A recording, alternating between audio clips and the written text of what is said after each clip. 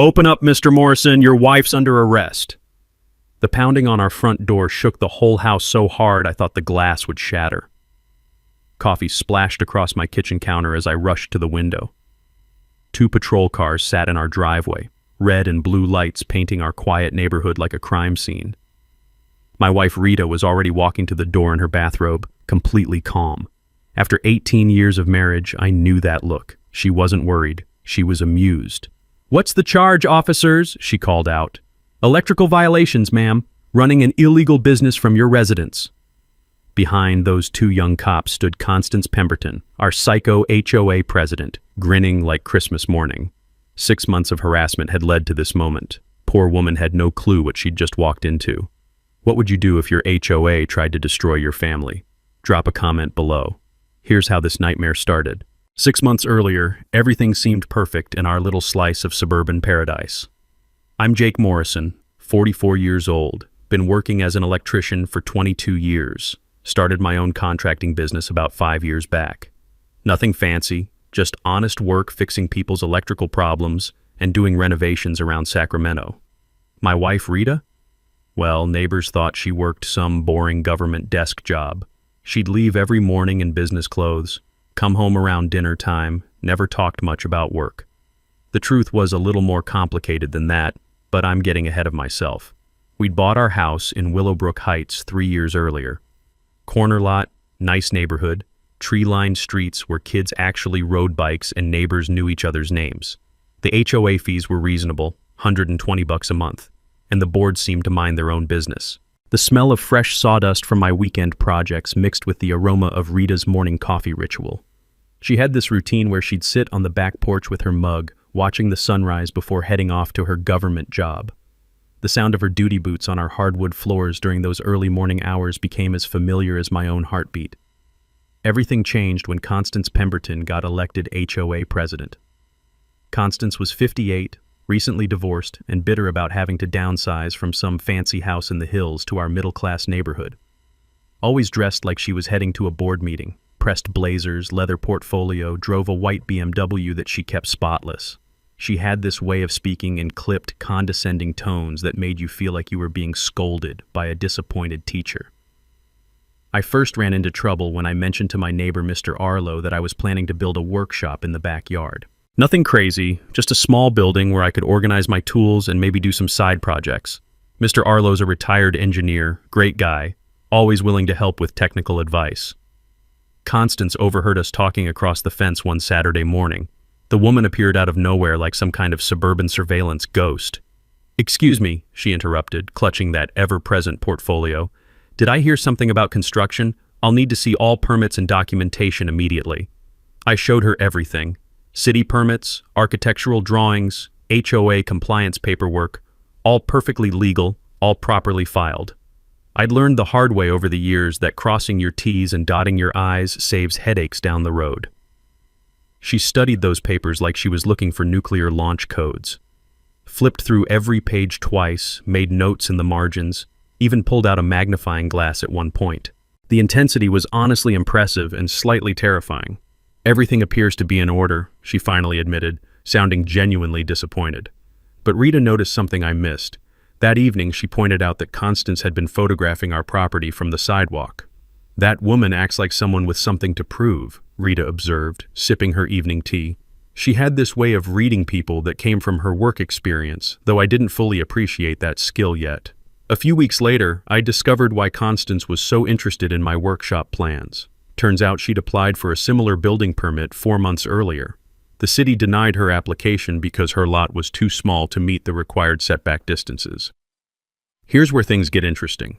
Remember that feeling when you realize someone's been playing chess while you thought you were playing checkers? That's exactly what happened next. The crunch of gravel under surveyor wheels became a regular sound in our neighborhood. Constance started measuring property lines, taking photos, leaving multiple voicemails about maintaining community standards. She'd show up at exactly 9:15 every Tuesday morning, following the same inspection route, wearing the same navy blazer. Rita started keeping a log of these visits, just casual notes in a little notebook she kept by the kitchen window. At the time, I thought she was just being thorough. I had no idea my wife was building a case file. The first real shot fired in our HOA war came disguised as a community improvement initiative. Constance called an emergency board meeting on a Wednesday night. I didn't attend, figured it was just routine stuff about landscaping or pool maintenance. Biggest mistake of my life. The next morning I found a certified letter taped to our front door. The sound of that official envelope crinkling in my hands still gives me chills. Inside was a brand new HOA rule. Any structure over 100 square feet now required aesthetic committee approval before construction. My workshop, 120 square feet, already built, completely legal when I constructed it, but according to this new rule, I was in violation. $500 fine, 48 hours to comply. I called my buddy Dave, who dealt with HOA disputes before. He laughed when I explained the situation. Jake, they can't just change rules after the fact. California requires 30-day notice and member votes for rule changes. Any lawyer would tear this apart. That's when the real twist hit me. I discovered the aesthetic committee consisted of exactly 3 people: Constance, her sister Margaret, and Mrs. Kowalski, who owed Constance money from some failed investment scheme. The smell of diesel fuel and morning dew became my new reality as Constance showed up every Tuesday at 9:15 a.m. sharp. She'd measure distances to my workshop with a surveyor's wheel like she was planning a military invasion. The crunch of gravel under those wheels echoed through our peaceful neighborhood. Rita found me in the garage that evening, reading the violation notice for the 10th time. "They can't just retroactively punish you," she said, leaning against the doorframe. "Document everything. Dates, times, photos. Patterns of selective enforcement can violate equal protection laws." I stared at her. "How do you know legal terminology like that?" "Government work," she shrugged. "You pick things up." That weekend, I started digging deeper. Found 4 other similar structures in our neighborhood, all built in the past year without any committee review, all mysteriously approved through normal permits. But here's where it got interesting. Margaret Pemberton, Constance's sister, owned Premier Home Consulting, the only approved contractor for committee-required modifications. I spent Saturday going through public records. Premier had done 3 neighborhood jobs over the past year. Average cost? $12,000 each, for work worth maybe $4,000. The harassment spread like a virus. Mr. Arlo got violated for his garden gnome. Aesthetically inconsistent. The Rodriguez family got cited because their kids left bikes on the lawn overnight. Mrs. Patterson, 73 years old, got fined for excessive holiday decorations. She'd hung 3 Christmas wreaths. Every violation came on the same cheap, scratchy paper that left lint on your fingers. That texture became a constant reminder that someone was systematically targeting us. During one Tuesday inspection, I timed Constance's route, 4 minutes per property, 3 photos each, notes in a black composition book. Total circuit, 47 minutes. She skipped 2 houses entirely, her nephew's place, and the family that hired Premier for their deck. Rita helped me organize everything into what she called a proper case file. Her documentation was incredibly thorough, precise handwriting, timestamps, measurements, almost like police reports. "Rita, this is really professional work," I mentioned one evening. She paused. "I've always been detail-oriented." The threat escalated when Constance announced she'd place a lien against our property if I didn't remove the workshop within 30 days. A lien meant we couldn't sell or refinance without paying her arbitrary fine. That pushed me over the edge. I submitted a formal complaint to the HOA board documenting selective enforcement and requesting all committee approval records from the past 2 years. Constance's response was swift and vicious. She called another emergency meeting to clarify policy on commercial vehicles. I didn't even own a commercial vehicle. But 3 days later, I found another violation notice. My work van, parked in my own driveway, was now considered a commercial vehicle violation, subject to $500 in daily fines. The van weighed 8,400 pounds. I checked the HOA rules. Commercial vehicle restrictions applied only to vehicles over 10,000 pounds. When I pointed this out, Constance called yet another emergency meeting. This time, she redefined commercial to mean any vehicle displaying business information. My van had small magnetic door signs with my company name. Rita watched this unfold with growing intensity. One evening, she mentioned that discriminatory enforcement targeting specific residents could constitute harassment under state law. "You really know a lot about this stuff," I said. "I've seen patterns like this before," she replied quietly. What I didn't know was that Rita was building her own case file, one that would eventually destroy Constance Pemberton's little kingdom. But first, things were about to get much worse. The van violation was just the warm-up act. Constance's real masterpiece came 2 weeks later when she discovered environmental warfare. I woke up to another certified letter on my door. This time, she'd declared war on my garden. According to the new violation, my drought-resistant native plants were actually invasive weeds that lowered property values. I had 14 days to replace everything with community-approved landscaping. The approved plant list included only high-water, non-native species. Estimated professional installation cost, $8,000 minimum. The smell of sage and lavender from my water-wise garden mixed with the artificial fertilizer stench wafting from neighbors who'd already surrendered to Constance's demands. The contrast hit you like a slap in the face. I'd spent 3 years cultivating those plants specifically for California's drought conditions. Purple sage, California poppies, native grasses that thrived without irrigation. The city had even given me a rebate for water conservation. Rita found me that evening, standing among my condemned plants with the violation notice in my hand. "This doesn't make sense," I muttered. "These plants are exactly what the state wants us to grow." Rita nodded thoughtfully. "California law actually prohibits HOAs from banning drought-resistant landscaping. It's part of the state water conservation mandates." I looked at her sharply. "How do you know that?" "I read the news," she said, but something in her tone suggested more. That weekend, I dove into research mode. Rita was absolutely right. I remembered reading about this in some legal newsletter years back. HOAs couldn't override state environmental laws, no matter what their little rulebook said. Any association trying to ban water-wise landscaping was violating state regulations. I filed a complaint with the county water district on Monday morning. By Wednesday, they'd opened an investigation into Willowbrook Heights' landscaping policies. But the real twist came when I started following the money. Premier Landscaping Solutions, the only vendor on the approved contractor list, was owned by Marcus Pemberton, Constance's brother-in-law. 3 neighbors had already been forced to hire Premier. The Rodriguez family paid $12,000 for basic yard work. Mrs. Arlo spent $15,000 on plants that died within 6 months. The Johnsons got hit for $18,000 when Premier claimed they needed specialized soil remediation. I spent Saturday afternoon at the county recorder's office diving into business filings. Premier Landscaping had paid Constance $2,400 in consulting fees over the past year. Marcus Pemberton was operating without proper contractor's licensing. The whole operation was a family scam. Rita helped me organize the financial evidence with the same methodical precision she'd shown before. Her ability to spot patterns in the documentation was impressive, almost like she'd done this kind of investigation professionally. "Rita, you're really good at this," I mentioned. "Government work involves a lot of analysis," she replied, not looking up from the spreadsheets. The Water District investigation moved fast. Within 2 weeks, they'd determined that Willowbrook Heights was violating 3 different state environmental regulations. The HOA faced potential fines of $50,000. Constance's response was pure panic disguised as authority. She issued 23 landscaping violations in a single day, targeting anyone with native plants, xeriscaping, or water-efficient irrigation. The neighborhood erupted in fear. People started preemptively hiring Premier Landscaping just to avoid harassment. Marcus was booked solid through Christmas, charging premium prices for substandard work. But Constance wasn't done.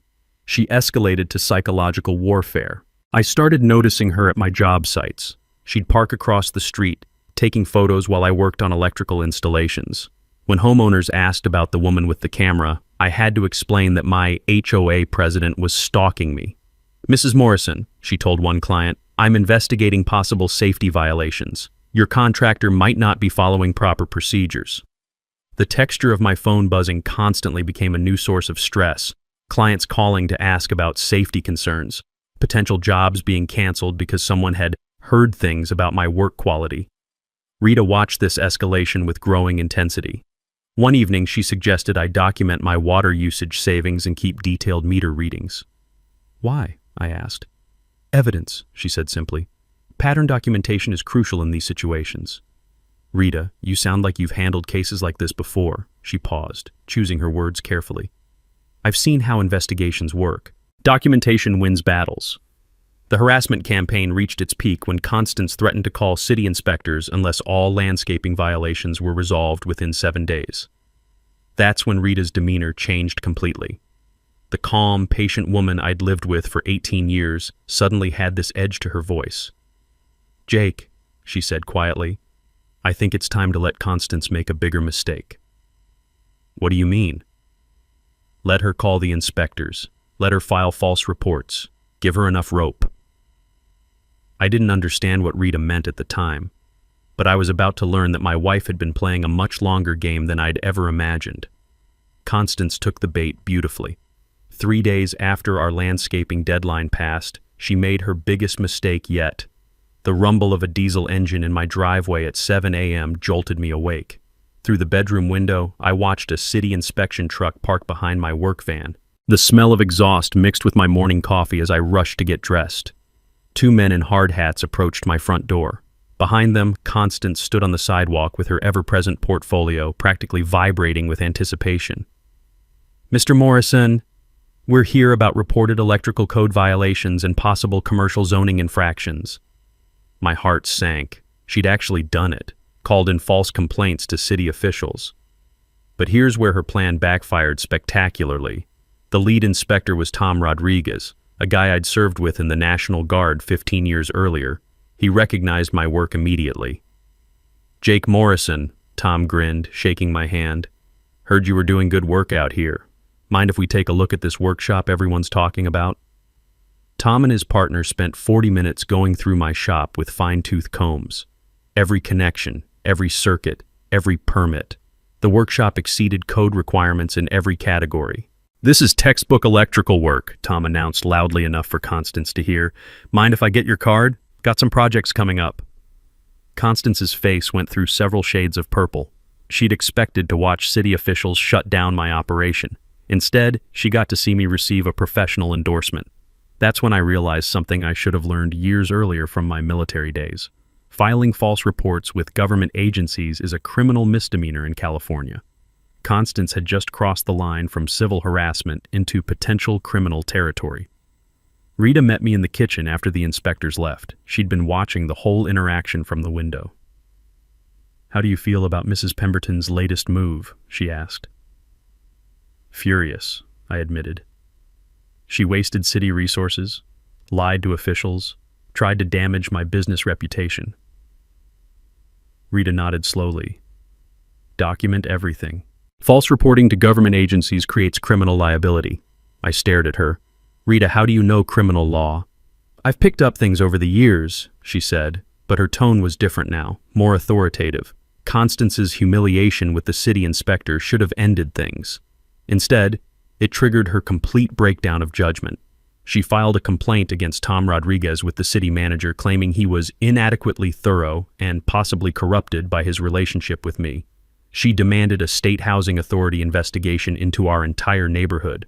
The sound of Constance's heels clicking rapidly on pavement became a daily soundtrack. Her obsessive behavior escalated beyond anything I'd seen before. She started measuring property lines multiple times per day, taking hundreds of photos, leaving voicemails at City Hall demanding proper oversight. Rita began keeping detailed logs of every interaction. Her documentation was incredibly professional: times, dates, exact quotes, behavioral observations, almost like police incident reports. Meanwhile, the community was fighting back. Mr. Arlo called an informal neighborhood meeting at his house. 7 families showed up with their own violation stories. Mrs. Patterson brought documents her late husband had kept from his time on city council. "According to municipal law," she explained, "HOA boards can't override city code enforcement. What Constance is doing violates separation of authority." The Rodriguez family presented a timeline showing how violations had targeted minorities and working-class families almost exclusively. The pattern was obvious and ugly, but Constance wasn't done spiraling. She hired what she called a private investigator to research neighborhood families. Turns out this investigator was her nephew Danny, 22 years old, no license, no training. His investigation consisted of social media stalking and taking photos from his car. When I discovered Danny had been photographing children at the neighborhood playground, Rita's entire demeanor changed. For the first time in our marriage, I saw something cold and dangerous in her eyes. Photographing minors without parental consent can constitute stalking under state law, she said quietly. Rita, that's very specific legal knowledge. She met my gaze directly. Some things you don't forget. Constance's financial pressure tactics reached new extremes. She increased HOA fees by 40% with only 30 days' notice, claiming enhanced security and maintenance needs. In reality, she was funding Danny's stalking operation and Marcus's landscaping monopoly. 7 families filed formal complaints with the state HOA regulatory board. Mrs. Patterson threatened a lawsuit based on her late husband's municipal law expertise. That's when Constance made her final, fatal mistake. She called the sheriff's department claiming suspicious electrical activity and possible fire hazards at our property. She demanded immediate response and full investigation. What she didn't know was that dispatch automatically routed emergency calls about electrical hazards to the county sheriff's training division, Rita's division. The call came in at 6:47 a.m. on a Tuesday morning. Rita's work phone buzzed on the nightstand. I was already up, making coffee, when I heard her answer with her professional voice. Morrison here. A pause. Then, electrical emergency at what address? Another pause, longer this time. My address? Are you certain? I turned around to see Rita sitting up in bed, fully alert despite being awakened from deep sleep. Her tone had shifted into something I'd never heard before, command authority. Who specifically requested immediate response? She asked. Through the phone, I could hear the dispatcher explaining that a Constance Pemberton had filed an emergency report claiming dangerous electrical activity and potential fire hazards requiring immediate law enforcement response. Rita was quiet for several seconds. When she spoke again, her voice was ice cold. Dispatch, this is Sheriff Morrison. I'm going to handle this personally. Send officers Martinez and Thompson to my residence for follow-up. Sheriff Morrison. The words hit me like a freight train. Rita, I managed to croak.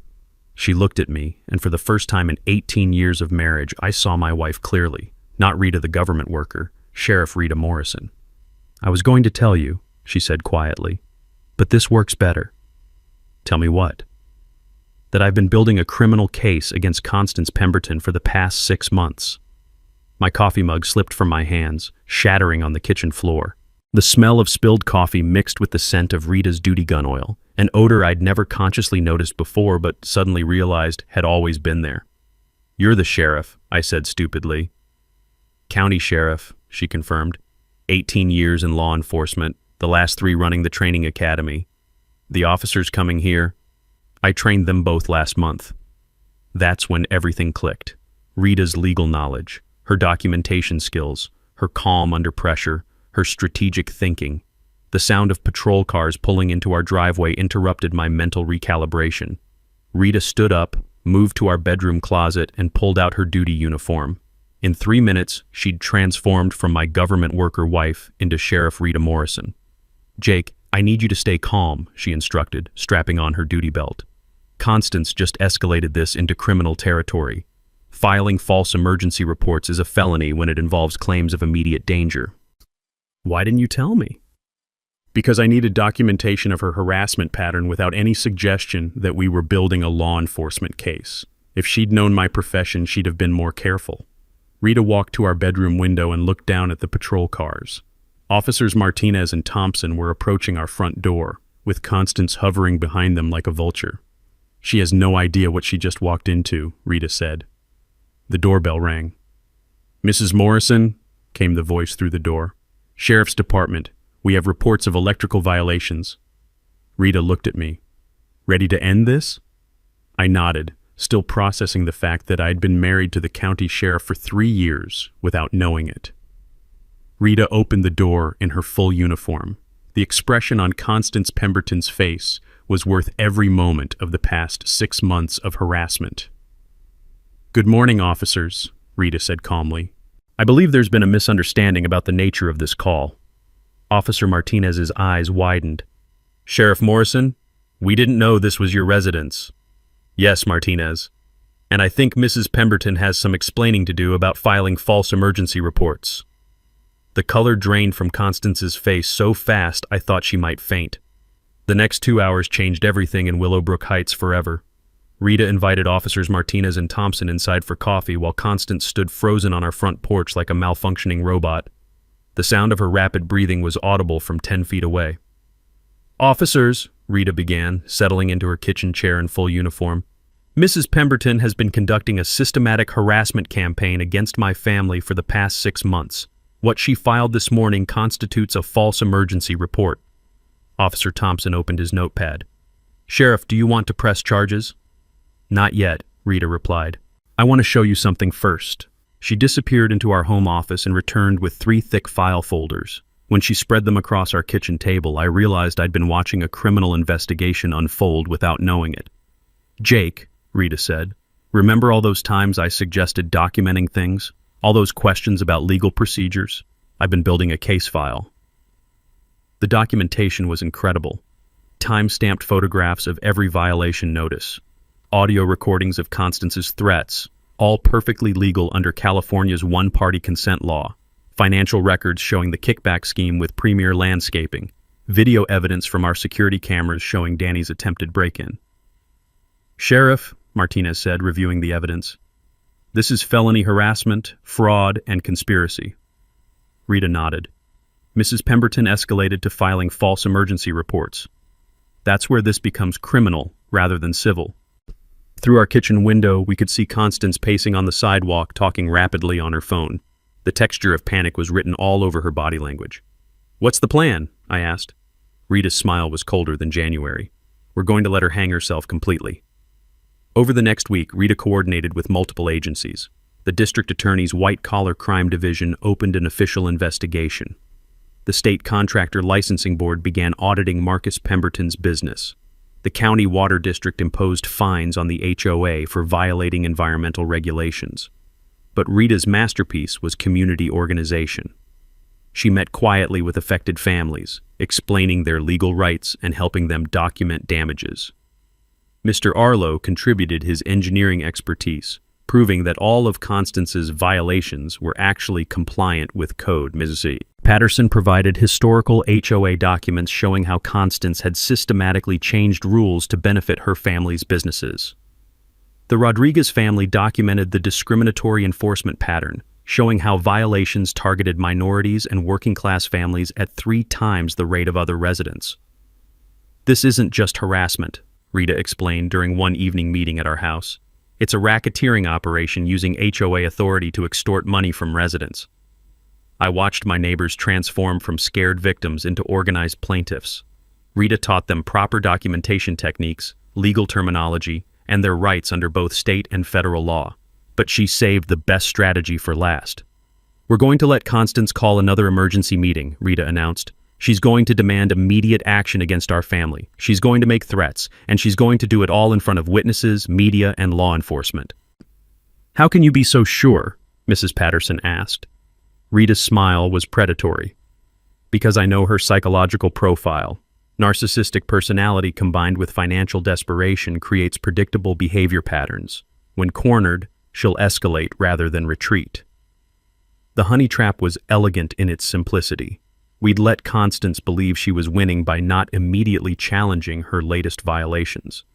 We'd encourage her to make bigger mistakes while documenting everything for criminal prosecution. Rita arranged for the local newspaper to attend Constance's next emergency meeting. She coordinated with the district attorney's office to have investigators present. She even suggested that Constance invite city officials to witness her evidence against our family. "Won't she be suspicious about all these people showing up?" I asked. "Narcissists love audiences," Rita explained. "She'll think it's validation." The plan required one more week of patience. One more week of letting Constance think she was destroying us while she actually destroyed herself. Rita took her first vacation day in 3 years. "Personal legal matter," she told her department. That weekend, she sat on our back porch with her morning coffee, watching the sunrise like she always had. But now I understood the calculating intelligence behind those quiet moments. "Rita," I said, joining her with my own mug, "remind me never to get on your bad side." She laughed, the first genuinely relaxed sound I'd heard from her in months. "Jake, you're about to watch someone learn why you should never mess with a cop's family." the smell of fresh coffee mixed with the scent of my condemned sage plants. In 1 week, Constance Pemberton was going to discover that some battles can't be won. Constance's desperation reached new heights over the next week. The woman who'd once maintained her pressed blazer facade was now showing visible cracks in her armor. Monday morning brought a knock at my door from a man claiming to be an electrical safety inspector. He wore no uniform, carried no official credentials, and spoke with a thick accent that suggested English wasn't his first language. "I need to inspect your workshop for code violations," he announced. I asked for his licensing information. He produced a handwritten business card with a phone number that went straight to voicemail. Rita, still maintaining her civilian cover, watched this interaction from the kitchen window. Later, she ran the man's license plate. Turned out he was Danny Pemberton's friend, an unlicensed handyman who'd been hired to find violations that didn't exist. Tuesday brought a new low. I discovered someone had planted dead vegetation near my drought-resistant garden during the night. Fresh brown plants, obviously purchased from a nursery, arranged to look like my native species had contaminated neighboring properties. The security cameras Rita had installed captured everything. Danny Pemberton, creeping around our property at 11:30 p.m., placing dead plants and photographing them with his phone for evidence. "That's criminal trespass, vandalism, and attempted evidence tampering," Rita noted, reviewing the footage. "Kids looking at felony charges." Wednesday escalated to attempted breaking and entering. Our motion sensors triggered at 2:47 a.m., flooding the workshop with harsh white light. The cameras caught Danny trying to plant what appeared to be electrical hazards: loose wire connections, exposed junction boxes, overloaded circuits. The kid wasn't just documenting fake violations anymore, he was creating them. Rita watched the footage with professional detachment. Evidence tampering, burglary, conspiracy to commit fraud. He's building his own prison sentence. I wanted to call the police immediately. Rita counseled patience. "We arrest him now, we get small charges. We let Constance keep escalating, we get the whole conspiracy." The psychological pressure was intense. The smell of fear sweat seemed to permeate our entire neighborhood as more families received harassment. 3 more households had been forced to hire premier landscaping just to stop the violations. Thursday brought financial warfare. Constance delivered a handwritten invoice for $2,847 in accumulated violation fees, threatening foreclosure if payment wasn't received within 15 days. The invoice included charges for inspector costs and administrative time and community impact assessments, all complete fiction. But Rita had been expecting this move. California law requires specific procedures for HOA liens, including formal hearings and proper notice periods. Constance had followed none of them. "She just handed us evidence of attempted extortion," Rita observed. Friday was when Constance completely lost her mind. I was working at a client's house when she appeared, parking across the street and taking photos of my van, my tools, my work. When the homeowner asked about the woman with the camera, Constance introduced herself as an investigative consultant, looking into safety violations by unlicensed contractors. The texture of humiliation was rough against my skin as I had to explain to a paying customer that my HOA president was stalking me. But Saturday was when things got truly ugly. I returned home to find Constance standing in my backyard, measuring distances with her surveyor's wheel while talking on her phone. "Yes, I'm documenting unauthorized modifications to the electrical system," she was saying. "Possible fire hazard, definite code violations." She was trespassing on my property while filing another false report with the city. Rita appeared behind me, still in civilian clothes but radiating authority I'd never noticed before. "Mrs. Pemberton," she called out calmly, "you're on private property without permission." Constance spun around, clutching her phone and surveyor's wheel like weapons. "I'm conducting an official HOA inspection," she sputtered. "HOAs don't have authority to enter private property without consent," Rita replied. "You need to leave immediately." "You can't tell me what to do. I'm reporting both of you for obstruction." Rita's smile was arctic. "Report away, Mrs. Pemberton. I'll be interested to see how that works out for you." That evening, Rita showed me the complete scope of evidence we'd gathered. 6 months of systematic documentation had created an airtight criminal case. Harassment, stalking, fraud, conspiracy, filing false reports, attempted extortion, evidence tampering, and criminal trespass, she listed, plus civil violations of fair housing laws and fiduciary duty. How long could she get? With her pattern of behavior and financial motivation, 3 to 5 years if prosecuted fully. The sound of my phone buzzing interrupted our conversation. Text message from an unknown number. Stop interfering with HOA business or face consequences. Rita looked at the message and shook her head. She just added criminal intimidation to the charges. Sunday morning, Constance called an emergency HOA meeting, claiming our family posed an imminent danger to community safety and demanding immediate property seizure. Rita checked her watch. Right on schedule. The emergency meeting notice appeared on every door in Willowbrook Heights Sunday afternoon. Constance had outdone herself with drama and urgency. Immediate community safety threat, the notice screamed in all caps. Emergency meeting Monday 7 p.m., Community Clubhouse, mandatory attendance for all residents. Yee. The notice detailed alleged criminal electrical activity, environmental contamination, and ongoing safety violations at our property. It demanded an immediate vote for property seizure under emergency powers that didn't actually exist in our HOA bylaws. Rita read the notice with professional interest. She's going full scorched earth. Should we be worried? About Constance? No. About what she's about to do to herself? Absolutely. Monday evening, 23 residents packed into our community clubhouse, the largest HOA meeting attendance in neighborhood history. The smell of stale coffee and industrial carpet filled the small room as people found seats on folding metal chairs. Constance arrived 30 minutes early, setting up what looked like a courtroom. She'd arranged a table at the front with multiple file folders, a laptop projector, and a stack of papers thick enough to be a phone book. Marcus Pemberton skulked near the back exit, clearly uncomfortable about being in the same room as his victims.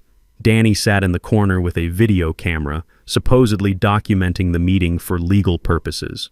Rita and I took seats in the back row. She was still maintaining her civilian cover, wearing a simple sweater and jeans, but I could see the tactical awareness in how she'd positioned herself. Clear sight lines, easy access to exits, optimal viewing angle. Constance called the meeting to order at exactly 7 p.m. Ladies and gentlemen, we face an unprecedented threat to our community safety, she began, her voice shrill with false authority.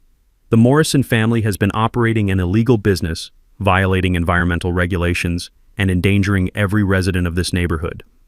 She started her presentation with obviously doctored photos showing electrical connections that didn't exist in my workshop. She claimed my native plants were emitting dangerous toxins that could harm children and pets. She produced a fake fire department inspection report recommending immediate property condemnation. The performance was impressively delusional. Mr. Arlo raised his hand. Mrs. Pemberton, I'm a retired electrical engineer. These photos show connections that violate basic physics. Your objection is noted, Constance snapped, ignoring the technical impossibility. Mrs. Patterson stood up. According to municipal law, HOAs cannot override city code enforcement or condemn private property. We have emergency powers, Constance insisted. No, we don't, Mrs. Patterson replied firmly. I have our bylaws right here. The room's energy shifted as residents realized they were watching someone completely detached from reality. Rita had prepared me for this moment. She'll escalate when challenged, she'd predicted. Narcissists can't handle contradiction. Sure enough, Constance's voice rose to near screaming levels. I don't care what you think the rules are. I am the president of this HOA. The Morrison family is a threat to property values, community safety, and neighborhood standards. The Rodriguez family presented their timeline documenting discriminatory enforcement. Other residents shared their own harassment stories. The pattern was obvious and damning. But Constance wasn't listening anymore. She'd entered what Rita later described as complete psychological break territory. You're all being manipulated, she shrieked. Jake Morrison is a criminal. His wife is probably involved in the conspiracy. That's when she made her final, fatal mistake. I'm calling the sheriff's department right now, she announced, pulling out her phone. I'm reporting all of you for obstruction and conspiracy. She dialed 911 while 23 neighbors watched. This is Constance Pemberton, she said into the phone. I need immediate police response at Willowbrook Heights Clubhouse. Multiple residents are threatening me and obstructing an official HOA investigation. Rita stood up slowly from the back row. The room fell completely silent except for the hum of fluorescent lights overhead. Mrs. Pemberton, Rita said, her voice carrying new authority. I think there's been a misunderstanding about police involvement. She walked forward with calm, measured steps while residents turned to watch. Even Constance stopped mid-sentence in her phone call. "You see," Rita continued, reaching into her purse, "I am the police." She produced her sheriff's badge, holding it up for everyone to see. "I'm Sheriff Rita Morrison, and this meeting is now evidence in a criminal investigation." The sound of Constance's phone clattering to the floor echoed through the silent clubhouse. Her face went through several shades of purple before settling on ash gray. "That's impossible," she whispered. "Martinez, Thompson," Rita called toward the back of the room. Two uniformed officers entered the clubhouse. I hadn't even noticed them arrive. "Yes, ma'am," Officer Martinez responded. "Please inform Mrs. Pemberton of her rights under Miranda. She's under arrest for filing false police reports, harassment, and conspiracy to commit fraud." The clubhouse erupted in whispers and gasps as Officer Thompson approached Constance with handcuffs ready. "You have the right to remain silent," he began. "No!" Constance screamed, backing against the wall. "This is entrapment, police harassment. She can't investigate her own neighborhood." Rita's voice cut through the hysteria with ice-cold authority. "Mrs. Pemberton, criminal activity doesn't become legal just because it happens near my house. Peace officers have a duty to investigate crimes regardless of location." She opened her evidence files across the front table. 3 months of systematic documentation spread out like a prosecutor's closing argument. "Filing false police reports," Rita announced to the room, "criminal harassment, conspiracy to commit fraud, evidence tampering, attempted extortion." Each charge hit Constance like a physical blow. She slumped against the wall, her pressed blazer facade finally cracking completely. "Ladies and gentlemen," Rita continued, "this is video evidence of Mrs. Pemberton's nephew attempting to plant fake electrical violations in our workshop." She played the security footage on Constance's own projector. 23 neighbors watched Danny Pemberton creeping around our property at 2:47 a.m., carrying tools and creating fake hazards. "That's criminal trespass and evidence tampering," Rita explained. "Both felonies under California law." Marcus Pemberton panicked. He jumped up from his back row seat, pointing at Constance like a drowning man grabbing at a life preserver. "She paid me to do it?" And he blurted out, "The landscaping thing was her idea. She made me give her kickbacks from every job." "Marcus, shut up!" Constance shrieked. But the damage was done. Rita nodded to Officer Martinez, who began reading Marcus's rights as well. "Mrs. Pemberton also attempted to bribe residents," Rita continued, producing audio recordings. "Here's her offering to settle violations for $15,000 in exchange for dropping complaints." Constance's voice played through the clubhouse speakers, clear as day, attempting to extort money for fake community improvements. "That's attempted extortion," Rita announced. "Another felony." The final evidence bomb was financial records. Rita spread bank statements across the table showing Constance's kickback payments, the missing HOA funds, and the fraudulent contractor licensing. $47,000 in embezzled community funds, Rita said, plus additional damages from forced payments to unlicensed contractors, Mr. Arlo stood up, his engineering credentials finally getting the respect they deserved. "Sheriff Morrison, what can we do to help with prosecution?" Mrs. Patterson raised her hand. "I have additional documentation from my late husband's municipal law files." The Rodriguez family offered their timeline of discriminatory enforcement targeting minority residents. One by one, every family that Constance had harassed stepped forward with evidence, witnesses, and testimony. Rita coordinated the community response with military precision. "I need sworn statements from anyone who received violations, paid illegal fees, or witnessed harassment. Officer Thompson will take your information." That's when the local news reporter arrived. Constance had invited Channel 8 to witness her triumph over the Morrison family. Instead, reporter Sarah Kim got the biggest story of her career. This is Sarah Kim reporting live from Willowbrook Heights, where the county sheriff has just arrested the HOA president for what appears to be an elaborate fraud and harassment scheme. Constance made one final desperate attempt to control the narrative. "She's abusing her authority," she screamed at the camera. "This is police corruption. She can't arrest someone for HOA business." Rita faced the news camera with professional calm. "Mrs. Pemberton has been systematically harassing residents, filing false police reports, and operating a fraudulent contracting scheme. Criminal behavior doesn't become acceptable when it happens through an HOA." The handcuffs clicked onto Constance's wrists with a satisfying metallic snap. The sound of her pearl necklace breaking and scattering across the floor provided the perfect soundtrack to her downfall. Marcus Pemberton was arrested for contractor fraud and conspiracy. Danny got charged with criminal trespass, evidence tampering, and stalking. As the three conspirators were led away in patrol cars, the neighborhood erupted in spontaneous applause. "All pending violations are hereby voided," Rita announced to the cheering crowd. "The illegal fee increases are reversed. Your HOA funds will be recovered and distributed to affected families." Mr. Arlo was elected interim HOA president by unanimous voice vote. His first official act was reducing fees back to the original $120 per month. Mrs. Patterson suggested a community barbecue to celebrate. The Rodriguez family offered to organize childcare so parents could attend the legal proceedings. Rita holstered her badge and put her arm around my shoulders. "How does it feel to be married to the county sheriff?" I asked. She grinned. "How does it feel to be married to a woman who just took down the neighborhood terrorist?" The smell of fresh air mixed with the sound of children's laughter as families emerged from 6 months of fear. Justice, it turns out, tastes like victory and smells like freedom. 6 weeks later, Willowbrook Heights looked like a completely different neighborhood. The emergency HOA election was held on a Saturday morning in Mr. Arlo's backyard. 42 residents attended, double our usual voter turnout. Mr. Arlo was officially elected president, Maria Rodriguez became treasurer, and Mrs. Patterson accepted the role of community liaison for municipal affairs.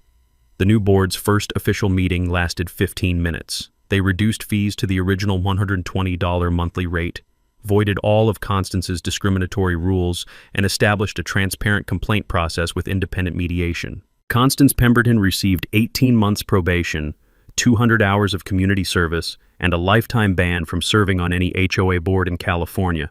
Her community service assignment: picking up litter in public parks while wearing a bright orange vest. Marcus Pemberton paid $15,000 in fines and had his contractor's license permanently revoked.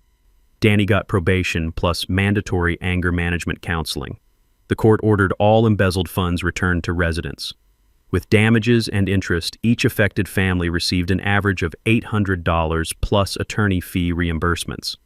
But the real victory was what we built with that recovered money. The new playground equipment was designed by neighborhood kids and installed by volunteer residents. My electrical work provided safety lighting and power outlets for community events. Mr. Arlo's engineering expertise ensured everything exceeded safety standards. Rita suggested creating a drought-resistant community garden with educational signage about California water conservation. Mrs. Patterson organized weekly gardening classes for kids and seniors. The legal aid fund we established helps other neighborhoods fight HOA abuse. 3 nearby communities have already used our documentation templates to challenge their own harassment campaigns. Our annual scholarship program awards $2,000 each year to graduating seniors who demonstrate community service. The first recipient was Maria Rodriguez's daughter, who documented discrimination patterns as part of our evidence file. But my favorite community improvement is Saturday morning coffee at the workshop. What started as neighbor consultations about electrical problems became informal town halls where residents discuss issues before they become crises. Rita attends when she's off duty, sharing legal guidance and helping families understand their rights. Her professional expertise has prevented 2 potential harassment situations in neighboring HOAs. Our marriage is stronger than ever. Turns out having a spouse who can handle psychotic neighbors with tactical precision is incredibly attractive. Rita's calm competence during crisis situations makes everyday problems seem manageable. My contracting business thrives with referrals from grateful neighbors. The Rodriguez family hired me to install solar panels, finally approved without committee interference. Mrs. Patterson needed electrical work for her home office. Even Mr. Arlo contracted me for his workshop expansion. Property values increased 12% over the past year, despite Constance's predictions of neighborhood doom. The community's reputation for standing up to corruption attracts families who value integrity over conformity. Constance sold her house at a loss 3 months after her conviction. She moved to a different county, attempted to join another HOA board, and was promptly rejected when residents researched her background online. The annual Community Justice Day festival happens every October, the anniversary of Constance's arrest. Rita provides safety training for vulnerable residents. I donate electrical services for permanent festival infrastructure. Local attorneys offer free legal clinics for HOA disputes.